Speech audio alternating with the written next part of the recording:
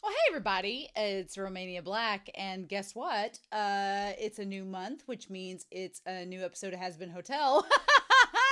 I've really missed this show. I've been trying to fit it into my schedule when I can. I'm trying to do an episode a month until I get to the point where I can do maybe more. But for now, still just an episode a month. But last episode was Vox versus Alastor, which is really fun. And we got a lot of interesting moments with our radio demon as well as our TV demon. Not a whole lot of headway made about the angels, but maybe we'll get back to that. So it was a nice little side episode, and also talking about how Charlie is still trying to get people to come into the hotel and to try to use propaganda to get them to come in, and trying to enlist Alastor's help, but not make a deal with him. So I'm really excited to see what this episode brings, but I did have a couple comments from the last episode I wanted to address. One was from Lipsky. Lipsky was pointing out the fact that a lot of people want to maybe ship Vox with Alastor, although I do love the asexual Alastor agenda, and talking about how Vox's power still runs on radio waves because it's TV, and it's like, oh, so maybe Vox can't help it that he likes Alastor, but Alastor's like, no.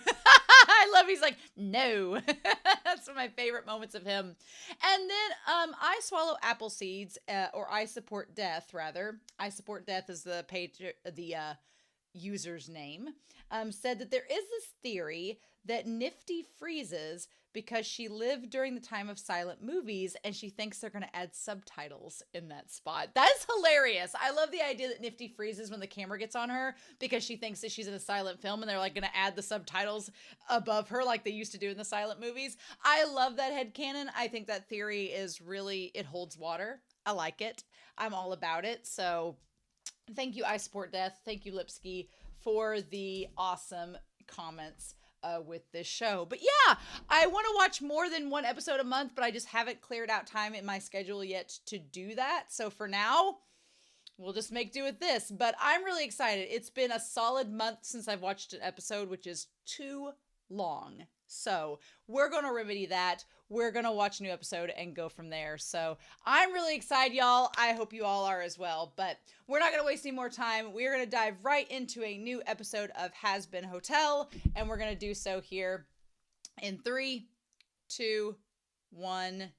And let's go.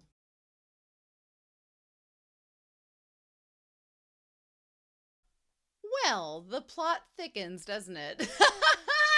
Okay, all right. Oh my gosh, Sir Pentious is so precious. Sir Pentious' little egg people are so precious. And here's the problem.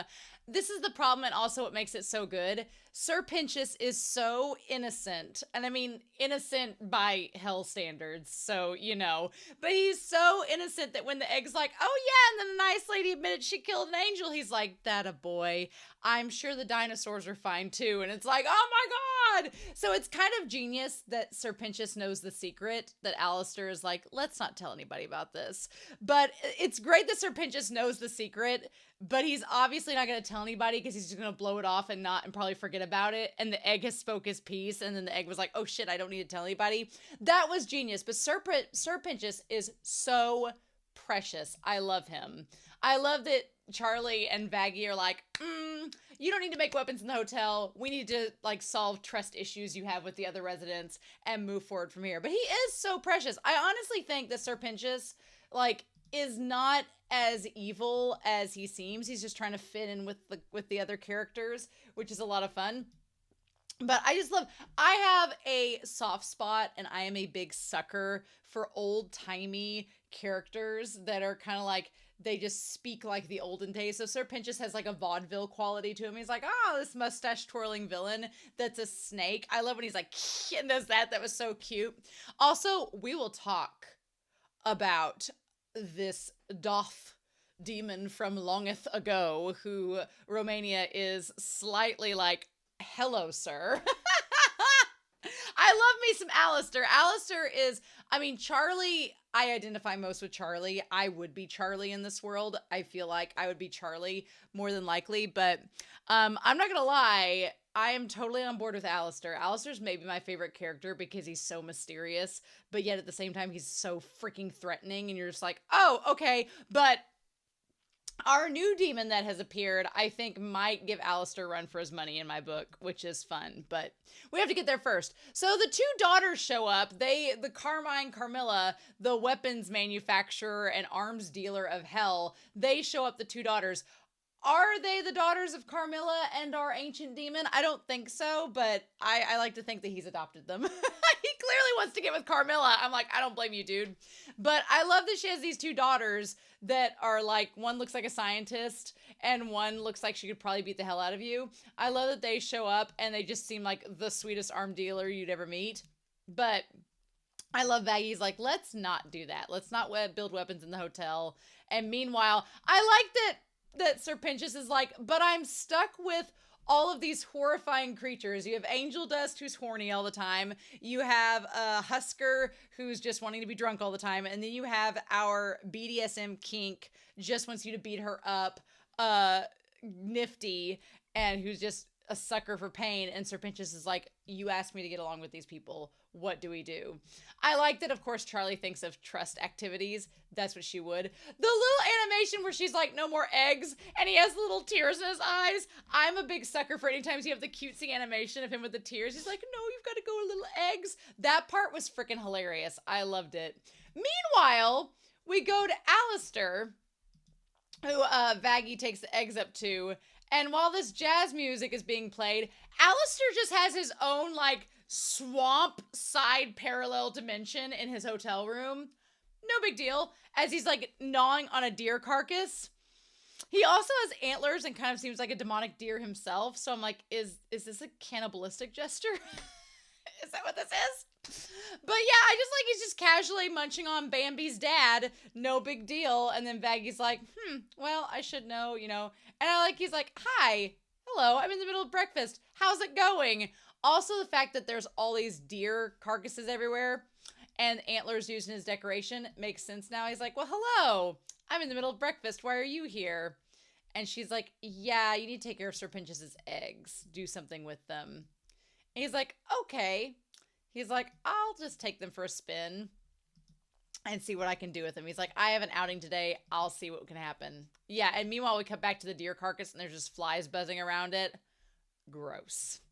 So anyway, Charlie has the idea of the trust exercises and having them catch. It very much was like Mean Girls, where they do the trusting 101, the trust fall. Of course, Vaggie catches Charlie because she's in love with Charlie. I like that Angel Dust is caught by everybody. Nifty likes to be tossed to the ground. And then Sir Pentious, he does the little trust fall and it's really cute. I like it. He actually doesn't want to get caught, but then they catch him anyway. That was really fun. It was adorable. My thing, though, is also, yeah, Angel Dust saying he likes dicks. That joke went over really well. The thing that I really liked is when we get to Alastor on the street, although right before we do, we get the little chibi of Sir Pentious and Husker and Angel together. The little chibi of all them is adorable. But so then we go to Alastor on the streets, you know, with the eggs, and they're like asking all the questions about Alastor. Them asking if the ears, if it's his ears or his hair, is actually hilarious. I thought it was both. So that's great. But then Zestial appears. Hark, Alastor. Zestial coming here and saying how fair are thee these days is played by James Monroe Inglehart. James Monroe Inglehart's voice. I'm with Alastor. I am on the ace spectrum. And so usually like people can be aesthetically pleasing. That's great. But if you want to get my goat, a voice is like, I'm like, oh my gosh, it's like an eargasm. And Inglehart's voice as Zestial is just, oh, I am in love with Zestial's design, with the fact that he talks in like this old English way of speaking. He's this old demon. The fact that Alastor respects him. Alastor doesn't respect anybody. So the fact that Zestial has Alastor's respect means a lot. Means that he's been here a long time. Everyone on the streets are terrified of him. Like everybody's like, oh no, you don't understand. He's like, if you value your silence and your shell, you'll shut up. And then yeah, he's like, oh, greetings, Zestial. And everybody's like, oh, holy shit. Like they're like, nope, this demon is terrifying. And he's like, the weather has become fine this day. Like everybody just runs away seeing him. He's that strong. And Alastor's just acting like they're old friends. The one guy like looks at them and douses themselves on fire. Like that's how much they're terrified of him. He's like, I do revel in the screams. How art thou? Yeah, I love that everyone is just watching these two ancient demons like stroll around like it's no big deal. It's great. Zestial's design with the spider and the way that he kind of slinks around and slithers. Oh, it's so good. I love it. And I love that Alastor says he's been on a sabbatical. He's like, oh, I've just been like on an academic leave. No big deal. Nothing serious. Again, Alastor is keeping it very mysterious where they've been and what they've been up to this whole time. It's the last, 7 years? So fascinating. And of course, I like that him and Zestial are playing everything very close to the vest. And they're like, oh, you're helping the princess with her flight of fancy. How does thou fall in such folly? I like that Alastor's just like, I'll keep up with you. I feel like Alastor, obviously, if he's on the asexual spectrum, it's fine. But I feel like he finds Zestial being someone he can like actually like and yes and match wits with. So I kind of like their little banter that they do back and forth. It's really their little chase of wit that they do. It's really, really good. Because Vox, I mean, here's the thing about the V's. The V's they're slimy. Like, I think that Velvet kind of shows they're basically the Gen Z of this world of hell. They're the Gen Z of hell. And not to say anything bad about Gen Z. I'm a millennial. Alastor's like a boomer. And then Zestial's like ancient. So, I mean, what I mean by that is that the V's, they're very vain, of course. They're very vain. They're very egotistical. They're very arrogant. And they're very young. So they feel like they're right. You know, a lot of times when you're in your late teens, early 20s, you think that you're right and everybody's wrong. I've been there. I know what that's like. And so they seem kind of like in that mode, and they call everybody else old around them. So it gives me like that. When I think of now, it's not necessarily Gen Z, but it's a representative of that age group, the young generation. That's what the V's are. They are the young generation in hell. They think they know everything. They think that they got this all figured out. And Zestial and Carmilla and them are like, no, if you do something stupid, then you're going to get us all killed. So how about we think about this before we do it? But the fact that Carmilla killed the angel is interesting. The fact that she can kill the angels is, I think, a testament to how strong she is. But I'm curious because it seems like Velvet points out, they're like, well, we can kill angels. We could go to war with them. So I'm curious to know why there was a rumor that said that they couldn't kill angels to begin with. Because I don't think Carmilla is particularly stronger than any of the other demons. Like, I don't think she's stronger than Zestial or Alastor. So if she did, in fact, kill the angel, and she says she did, why hasn't anybody done it before? Like, what was stopping them before? Was it just hearsay? Was there, like, a barrier up there? Like, what was the circumstance in which she killed the angel? That's a really good question. So, I don't know. But I like Alastor's like, go ahead and guess what I'm doing. Go ahead and tell me. Let me know your theories. That way I'll know what people are suspecting of me. And Zestial's like, oh, well, I couldn't assume the workings of your mind. Thou hath been naught but an enigma since thy manifested in this realm. So yeah, Alastor's the big mystery. And he's like, oh, little old me. Coming from someone as ancient as you, that's quite the compliment. Like, they're just, I love their chase of wit. Their banter is amazing. But yeah, so they go in here. And even though Alastor told the eggs to stay behind, he clearly let the one come with them to use him to, like, spy on the others. Like, Alastor's not a fool. He mapped this whole thing out pretty intentionally. So, okay, I love the demon that owns the hat shop, the one with the big giant hat. Her design is amazing. I said that you could cosplay as Velvet. Velvet would be fun to cosplay as. She has the big giant ponytails. I love a antagonist female character with big ponytails, kind of Harley Quinn-esque. I like that. But if I was cosplaying Hazbin Hotel, I mean Charlie, obviously, would do Charlie for sure. But if I wasn't doing Charlie, I would cosplay as the demon hat store owner that has like the little short pixie bob and the giant hat with the feathers and the skull and like the old like Hello Dolly-esque design. I love her design. If I wasn't cosplaying as Charlie, I would cosplay as her. She has such a fun design. And we see like this kind of like sci-fi skull there. There's a werewolf that comes in that reminds me kind of like the werewolf in Hell of a Boss. And then we have also Alastor and Carmilla and Zestial. I feel like Zestial and Carmilla have like a thing going. I don't know. I also like they get a little shot of Alastor and the hat shop owner like smiling at each other like, hey, long time no see. Haha. And so then, yeah, the overlords. And so the two daughters and them, they're talking about controlling powers over the city.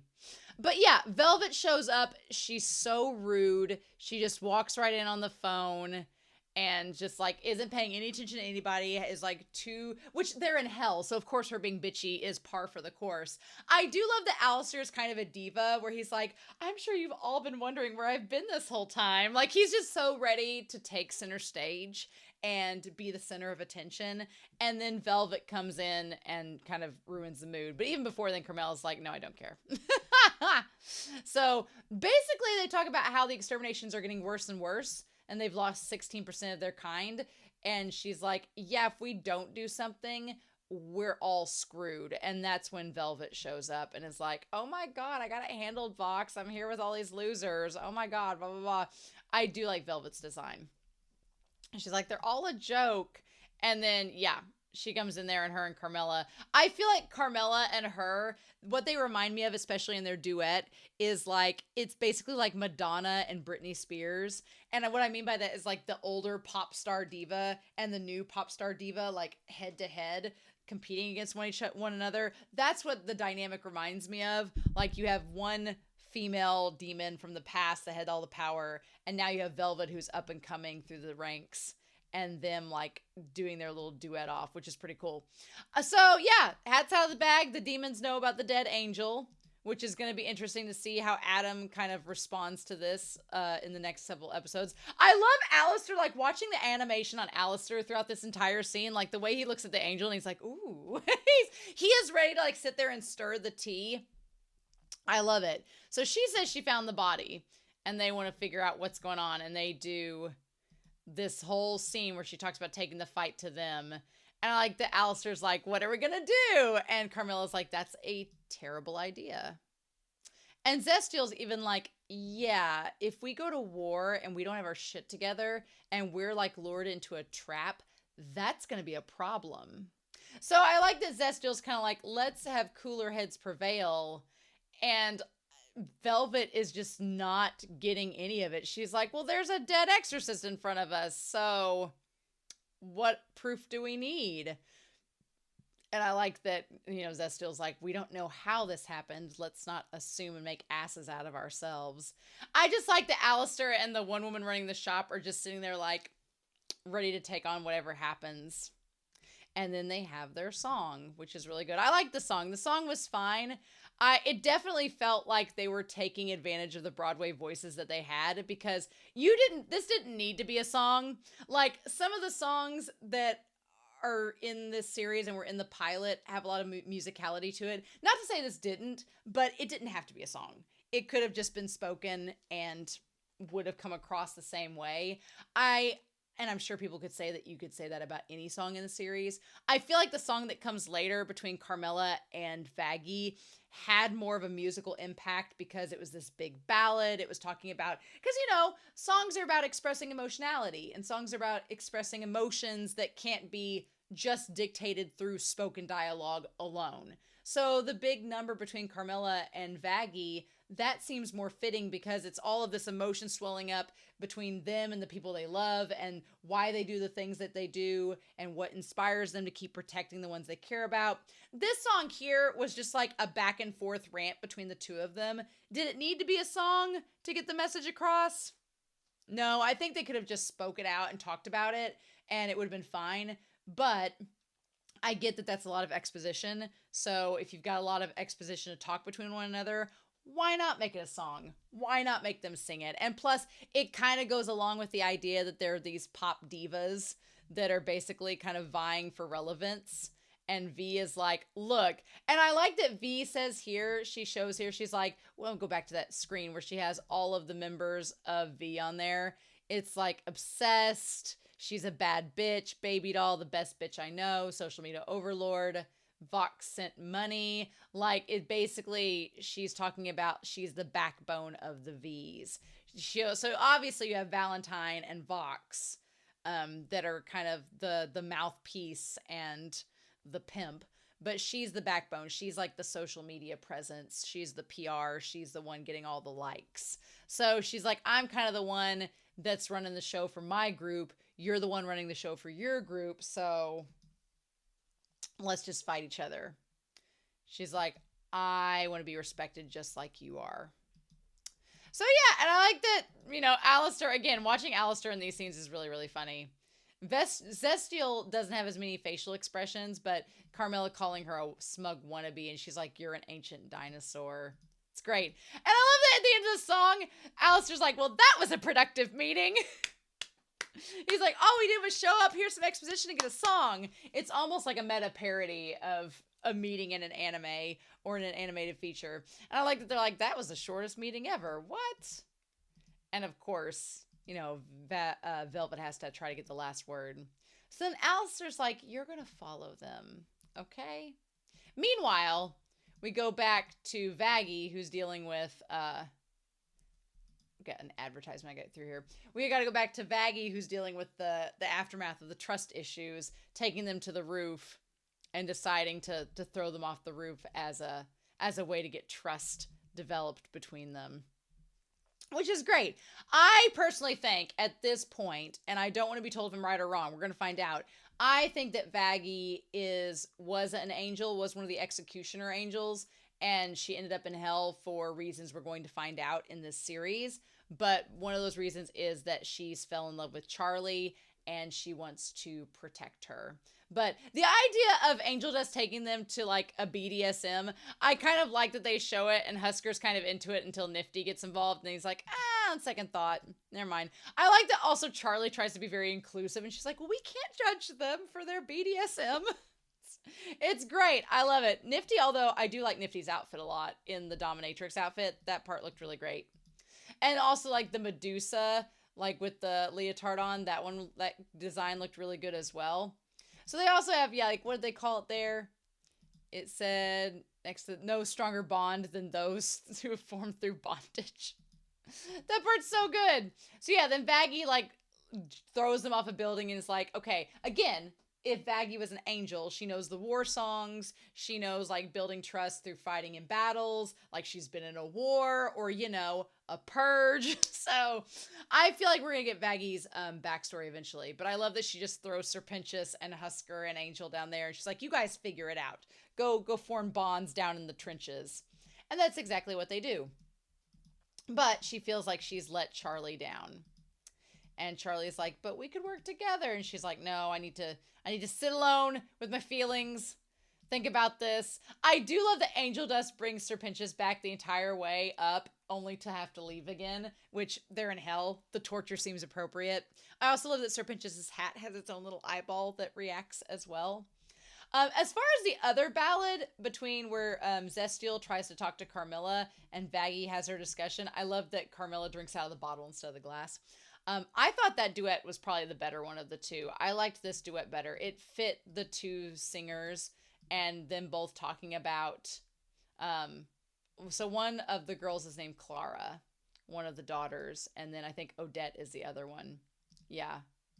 And then Zestial. I love Zestial's singing voice. James Monroe Englehart, like, can sing, especially hard to sing with doing old English as well. So I really appreciated that. Like, his voice was really good.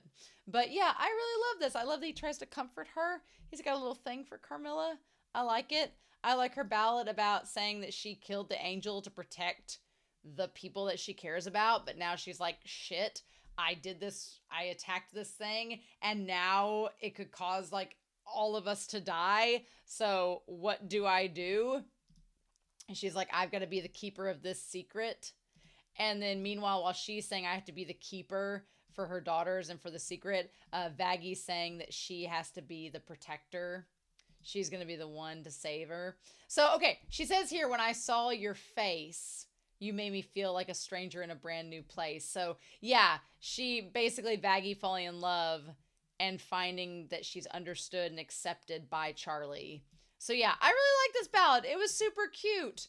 And they both can sing really good and harmonize together. So Vaggie's voice is amazing. Stephanie Beatriz, her voice is beautiful. I mean, Carmela's was really nice too, but Vaggie's voice, I was like, ooh. And it just sounds, it's one of those things where it seems like when she starts singing, it's, I'm going to use the example of Mulan. In Disney's Mulan, when the grandmother starts singing, it's a different voice actress doing the singing versus the speaking parts because they sound so different. But here, the fact that Vaggie has that deeper register when she's doing dialogue versus her voice kind of goes up an octave when she sings, that's so good. I love that. Like, that's really talented. And so, the end, I love the visuals. I love Vaggie's, like, ribbon blowing in the breeze. They say that they'll make the mistakes. They'll take on the blame to shield those that they love. And I'm like, oh, the idea of being the keeper of secrets, the armor against darkness and destruction towards Charlie. Love it. Love it. Meanwhile, the eggs are finding condoms and guns in the garbage. And Alastor's like, what'd you find out? Oh, one killed an angel. Oh, that's interesting. Oh, you don't say, huh? How about that? He's like, what was that last thing? She killed an angel? And they're like, yes. He's like, interesting. So yeah, Alastor's like, yeah, let's just keep this between us, shall we? I love that he just for a second is like, you're not gonna like do something stupid. The thing about it is Alastor is very intimidating, like Zestial. Very frightening, would be afraid. The thing is that in this moment, the thing about it is the eggs are so clueless and oblivious that Alastor's threats kind of, they don't matter because it still ends up telling Sir Pentious in the end, but whatever. I'm going to be curious to see what Alastor does with this information. And now that he seems to know a little bit more than some other people. And then, of course, Vaggie and Charlie make up, which is really cute. And then they're like, we'll work as a team. It'll be great. And I like that in this bonding moment from the battlefield, like both Angel Dust and Husker kind of bond with Sir Pentious. Because they're like, man, you stood up all those battles out there today. They couldn't quite beat you up. That's kind of cool. I like that Sir Pentious is fitting in. He's fitting in slowly with the group. Bless his little bones. That's cute. And they're like, you're okay, new kid. And then Vaggie lets him get his eggs back, which is really cute. And he's so excited. I love it. I love his big giant eyes. It's really sweet. And so then, yeah, then they all have their, oh my God, the matching PJs with Sir Pentious and the eggs, the matching pajamas reminds me of Anchorman a lot, where it's like Will Ferrell as Ron Burgundy had the matching pajamas as his dog. I also love that he has like a little nest. It's like a little circular bed and he can like curl up in it. Super cute. And it's like a bunch of gears. So sweet. And the eggs are like, oh, it was awesome, boss. There was a knife lady, an old guy, a dinosaur. And he's like, yeah. And the nice lady killed an angel. And we weren't supposed to talk about it. And he's like, sure. And then he sleeps with his little eggs. Uh-huh. Yeah, I feel like Alastor is going to be okay with Sir Pentious knowing this knowledge because who's going to believe him? And he's at the bottom of the ladder, so it's fine. But I'm going to be curious to know, what does Alastor do with this information? What is Velvet going to get Vox and Valentino to act out of turn or act ahead of time or arrogantly? I mean, I won't be surprised. I feel like Valentino is not going to get too involved because he seems more interested in just Angel Dust and being a pimp. But Vox and Velvet I worry about because they seem like they want to maintain control and be in charge, right? Carmilla I'm worried about because I'm not worried about Vaggie because Vaggie and Charlie are together. Carmilla, she's got like death flags on her because she's done the big ballad, talked about rescuing her daughters. I won't be surprised if like Adam and them just like chuck her out of existence. And then Zestial is fascinating. I freaking love his design and his character. I want more of him. Yes, please. So in the credits here, just to make note, real quick, we have the apple that's split in half, and then we have the snake surrounding it and all the angel wings. I'm excited. I'm excited this episode got a little bit more into detail with the plot and mapping all of that out. That was pretty exciting. I'm going to be curious to know if we go further with that in future episodes and where it's going to go. But I do like that we get a couple songs each episode. It's really nice. I'm getting closer to 10,000 subscribers, so when I do, hopefully I'll be able to do like the rest of the series every week instead of every month if I get some time opened up. But we'll see if I hit 10,000 subscribers. So In any case, I'm super excited to hear your thoughts down below. I really like this episode, and I'm pretty excited for episode 4. Which next episode, there's only 8 episodes this season, so next episode is halfway through, which makes sense.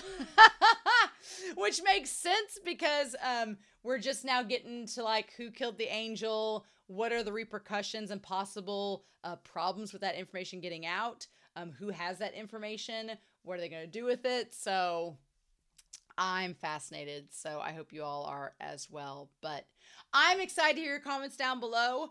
I hope you all have a wonderful week. Please stay safe, take care, and yeah, I'll be back very soon with more Hazbin Hotel. Bye.